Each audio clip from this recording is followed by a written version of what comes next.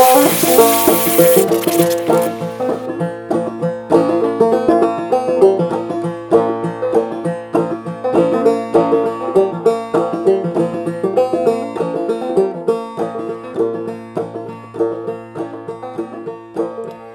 went a-courting and he did right, sword and a pistol by his side. In the 18th and 19th century, agriculture drove the economy of the southern Appalachian Mountains. With very little industry, farmers were required to make their own tools to begin working on the farm. A blacksmith forge was necessary for many farmers to craft the tools they would need to complete their daily tasks. Paul Lundquist is a Yancey County resident who has been a practicing blacksmith for over 40 years. With a deep understanding and appreciation for the art of blacksmithing, his wealth of knowledge helps to preserve one of the most critical aspects of farm life in the 1800s. So in the middle of the 19th century, when the settlement in these parts happened, it happened by people coming down a number of great roads mostly from the Pennsylvania area. These were folks who really didn't have that much, except they had large families in many cases, and they had to transport all this. They had to carry it in their hands and on their backs, and if they were fortunate enough to have an animal. So they didn't take much with them, and that included tools. So the tools that were brought from the blacksmith's point of view would have been the absolute minimum of an anvil and a hammer, and it would have been a very small anvil. Then they would also have to have something like a bellows to blow the fire. But the forge, the thing that holds the blacksmith's fire, would have been built on site. And if they were fortunate to bring more tools, well, they could. But the smith is the one craftsman who's able to make all the other tools. Not only for the blacksmith and his needs, but for all the other people that needs iron and steel tools. You can't imagine a carpenter making a handsaw, but the smith can make it. And he can make it out of a lump of steel. I have seen it done. Past those basic things, the blacksmith can make almost everything else that was needed. The processes that he uses begins, of course, with fire. You have to have the iron and steel hot enough to react to the hammer. You can hammer on cold steel all day long and nothing happens.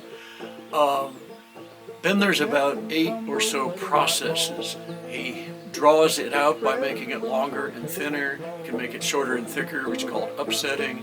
Holes are got in it by making a punch first and then using the punch to punch the hole through from 2 sides usually.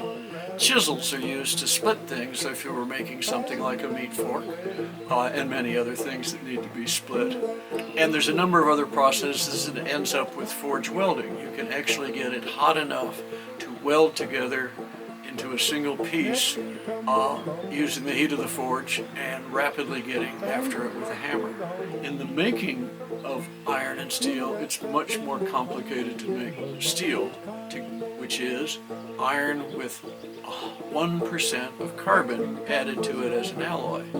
When that carbon is there, the resulting product called steel can be hardened and tempered. And that's necessary so that the tool will hold its edge. An axe that gets dull is not very handy. A knife, same way. So the sharpness can be maintained if it's properly hardened and tempered. And that happens after you've made the whole shape of the tool, whatever it is, knife, chisel, axe, surgeon's scalpel, anything. And then you quench it from a hot enough temperature rapidly, which makes it hard but also makes it brittle. So now it has to be reheated a little bit, up to about 450 degrees to 500 degrees Fahrenheit, to take some of that brittleness out without taking too much of the hardness out. It's a nice compromise. It's an example of the kind of transformations that blacksmiths make, but we all made. In the settlement of here, there was the transformation of raw land through settlement and into just 1 or 2 little cabins grew into more and eventually grew into towns where mills were set up. And before there were mills, they were just grinding corn with a couple of rocks. There were many, many transformations. You can just imagine in your mind an oak log that then is split, and split many, many times over till you have thin little ribbons of oak, and weaving those together into a basket, a white oak split basket. And the visual idea of the transformation from the log on one side to the basket on the other side, what's in the middle? About 3 tools: an axe, a froe, and a small knife, could be a pocket knife. And the knowledge, of course, the skill of the basket maker, and about 2 days of work. All the transformations take work. And I think these are the kinds of things we should be thinking about when we think about the pioneer settlers, beyond just our appreciation of their deeds. Yes, they came in here and they made something out of nothing and worked hard to do it over the generations. But beyond that, if we think about the transformations they were able to make, we're thinking in terms of the really basic human skill of how to figure stuff out. Something I think we should be learning in school much more these days. Everybody had to figure stuff out. They were constantly faced with new problems, and they had to figure out new solutions based on what they had at hand for materials, skills, sometimes transportation. They would invent a tool, blacksmiths would make a tool, and the other part of it was mutual aid. It's not really a myth of the lone outdoorsman pioneer who did everything by himself.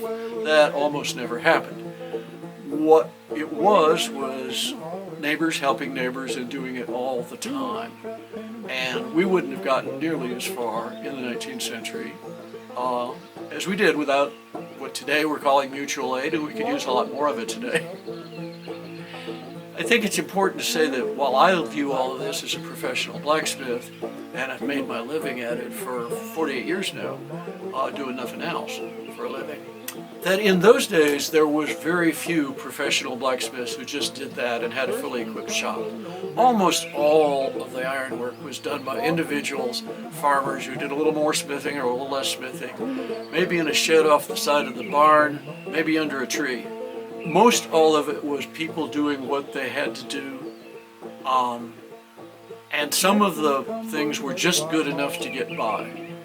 Some of the artifacts that come down to us that you can see in museums today are frankly poorly made, and others are gorgeous. It all depends on how much time this person had. Maybe he did many other things besides farm, which everybody did, and blacksmithing was just a little part of it. Our mission at the Center for Pioneer Life is to preserve the legacy of the Southern Appalachian pioneer families who settled this region and experience how they lived.